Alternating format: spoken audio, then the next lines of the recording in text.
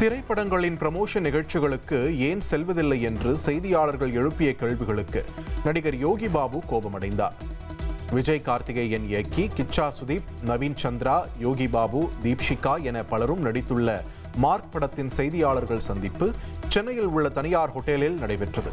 அப்போது செய்தியாளர்களின் கேள்விக்கு பதிலளித்த யோகி பாபு 4 அல்லது 5 காட்சிகளில் நடித்தால் கூட போஸ்டரில் தாம் தான் முக்கிய கதாபாத்திரம் என்பது போல் காட்டுகிறார்கள் என்று வேதனை தெரிவித்தார். ஆடியோ லான்ச்சுக்கு வரதில்ல, ஆனா பணம் மட்டும் வாங்கிக்கிறாரு அப்படின்னு சொல்லிட்டு பெரிய படம்னா அவர் வந்துருவாரு. இது நடந்து எவ்வளவு நாள் ஆகுது? நடந்து என்ன சமயமா 1 வாரம் இல்ல 2 வாரம். அது 1 வாரத்துக்கு முன்னாடி நீங்க என்ன வந்து கேட்டிருக்கணும், சரியா? அந்த படத்தில் 2 நாள் நடித்தவன் நான் அந்த லிஸ்ட் எடுத்து கொடுத்துறேன். நீங்கள் அந்த படத்தில் கேளுங்க, இந்த படத்தில் என்ன பண்ணணுமோ அதை பற்றி பேசுங்க. நீங்கள் எடுத்து பாருங்கள், அவங்கள கூப்பிட்டுவாங்க, நம்ம உட்காந்து பேசிடுவோம். அது கரெக்டாக இருக்கும். நம்ம 2 பேரும் அதை பேசுவோம். உங்கள் கேள்விக்கு நான் பதில் சொல்கிறேன். வேதாரண்யம் அருகே உள்ள கோடியக்கரை பறவைகள் சரணாலயத்தில் ஆயிரக்கணக்கான வெளிநாட்டு பறவைகள் வந்து குவிய தொடங்கியுள்ள நிலையில் இது குறித்த ரம்யமான கழுகு பார்வை காட்சிகள் வெளியாகியுள்ளன.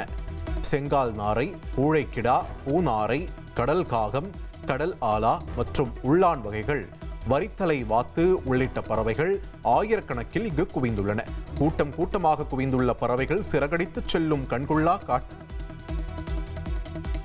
காட்சியை அனைவரும் கண்டுகளித்தனர்.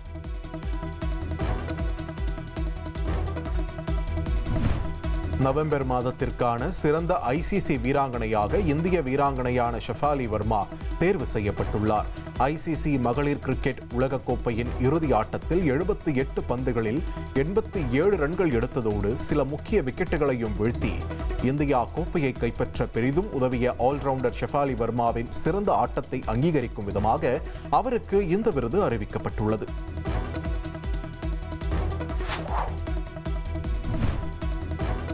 நவம்பருக்கான சிறந்த ICC வீரராக தென்னாப்பிரிக்காவின் சைமன் ஹார்மர் தேர்வு செய்யப்பட்டுள்ளார்.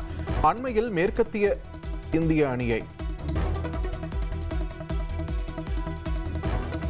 அதன் சொந்த மண்ணில் 2-0 என்ற கணக்கில் ஒயிட் வாஷ் செய்து வரலாறு படைத்த தென்னாப்பிரிக்க அணியின் வெற்றிக்கு மிக முக்கிய காரணமாக திகழ்ந்தவர் சுழற்பந்து வீச்சாளர் சைமன் ஹார்மர்.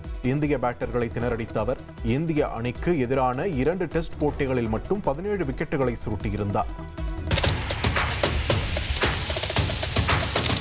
அதிமுக்கிய விவரங்களை அனைவருக்கும் புரிய வைக்கும் பாட்காஸ்ட். பொருளாதார பல ட்ரில்லியன் ஆயுதங்களை கொள்முதல் செய்கிறது, சம்பவங்களை தேடி களத்திற்கே உங்களை அழைத்துச் செல்லும் ஸ்பாட்லைட். அங்க இருக்கக்கூடிய கள விவரங்கள் என்ன? கடந்த 5 வருஷமாவே சார் எனக்கு ரொம்ப பிடிக்கும் அவர் வர்றதுக்காக. எங்களுடைய நியாயமான கோரிக்கை.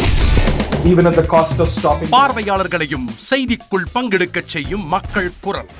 50 ரூபாய் எங்களுக்கு தண்ணிக்கு ஒரு தீர்வே இல்லைங்க. 10 வருஷமா எங்களுக்கு சரியான ஒரு விடிவு கிடைக்கவில்லை. 60,000 ஏக்கருக்கு தான் கேட்கிறோம், பிச்சை கேட்கறாங்க.